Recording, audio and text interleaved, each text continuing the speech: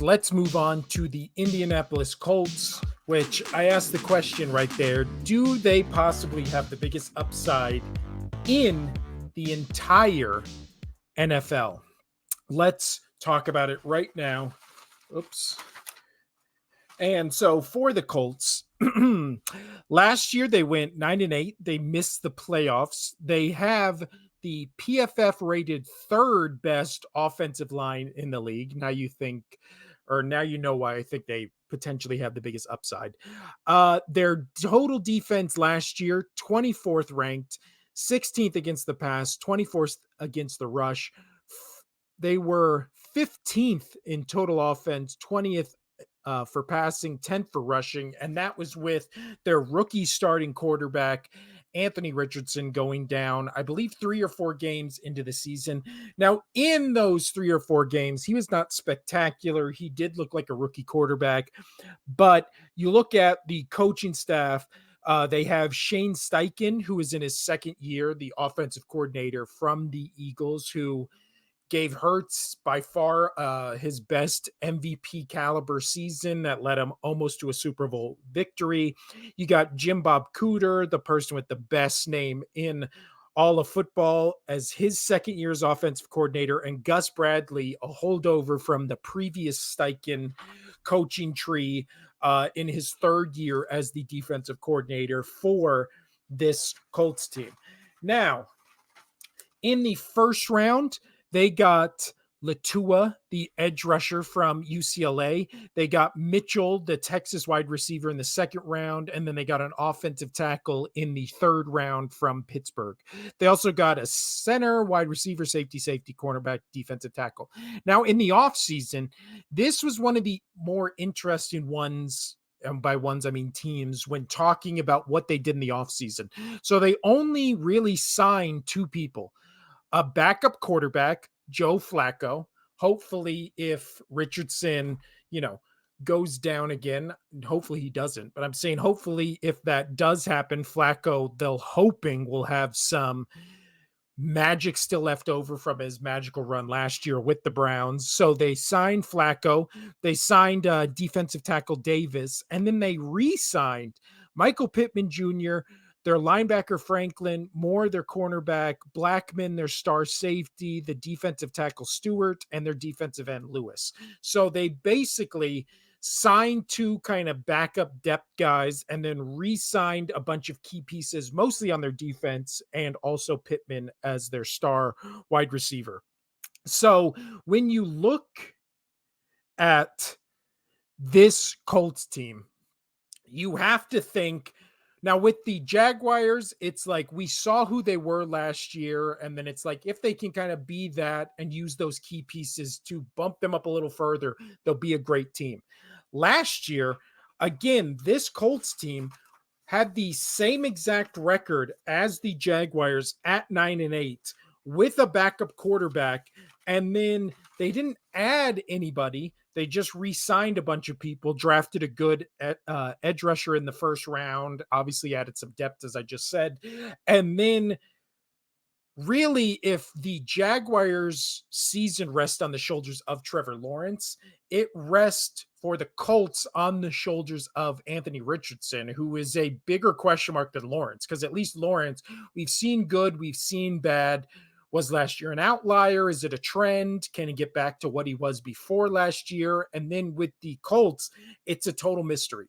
Obviously, as I said earlier in this discussion about the Colts, Richardson I believe he was 4 games last year, didn't look spectacular. He didn't look bad, but again, 2 years under the Steichen, coaching tree, with his offense and the way I, as an Eagles fan, saw how he transformed that Eagles offense, and especially Jalen Hurts. When you look at Anthony Richardson, very similar kind of play style to Hurts, except I think Hurts is a little bit bigger and stockier. So that's why, quarterback sneak works with him, and running the ball, he kind of is much more elusive than he looks. I think Anthony Richardson in college and in the NFL, he showed great elusiveness like Hurts has. But again, as we saw as Eagles fans in the first couple years with Hurts, he would get hurt on just trying to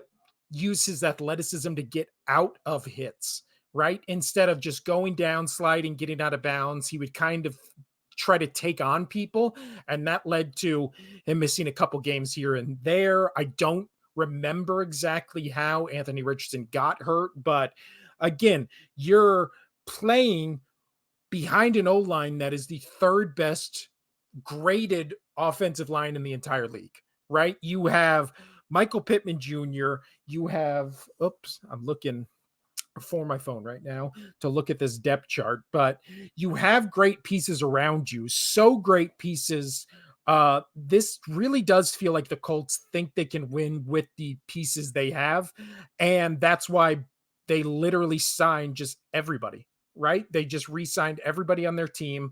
They're looking to build off of last year, insert Anthony Richardson. And again, Steichen, I think, is not only a great coordinator, but with the coaching job he did last year to get that team to 9-8, where they were 24th in league total defense, 15 in the league in total offense, just a middle of the road kind of team with a backup quarterback, still 9-8. So I think that gives huge credence to him as a coach. But they also have Jonathan Taylor, who, again, last year, 10th in the league in rushing, just in total yards behind this amazing O-line. So they're just trying to run it back. Now, as far as the over-unders go, both Casino and I picked under, and I believe my reasoning for it was that this team just scares me in a sense of too many question marks. They're 8.5. I do think this is an 8-win team, but that's only based on, I don't know what Anthony Richardson is. Again, the couple games he played last year didn't blow anybody away. And there's always the fear and concern that a rookie quarterback just never gets it, right? Like you see sparks of it in the preseason, like we have with multiple rookie quarterbacks in the first round of this year's preseason. You see it every year where it's just some sparks here and there. I mean, that was Justin Fields' whole thing, right? He was so special on certain plays and could just never put all the pieces together to be not even an elite quarterback, even a good quarterback. So that's why I have this team third, and as a kind of fringe, maybe wild card team, if they can get their pieces together, because you look at the Jaguars, as we just did, you look at the Texans, and I feel like the upside for those teams are basically just do what you did last year a little bit better. And with the Colts, you could also say that because, again, this is a 9-8 team, but they just need to do a little bit better with a completely new quarterback that is just a giant question mark. So that's where I am concerned. Also, bringing their defensive coordinator back for a third year when they were 24th in total defense doesn't fill me with a ton of confidence. But again, I said it with the over-unders. I'm going to say it now. The Colts have the biggest upside in the league, I do think, because if Anthony Richardson is good, who knows how good this team can be. But there's so many question marks that when it comes to like betting or picking the over-under, I can't justify picking over. And I'm just, they terrify me to put any kind of stock in if this is going to be a good or bad team. So I kind of think they're just going to be around what they were last year. 8-9, maybe at max 10-win team if Anthony Richardson clicks. And that's basically all I have to say about the Indianapolis Colts. I am, again, very excited to watch this team, as I am with the Texans and the Jaguars.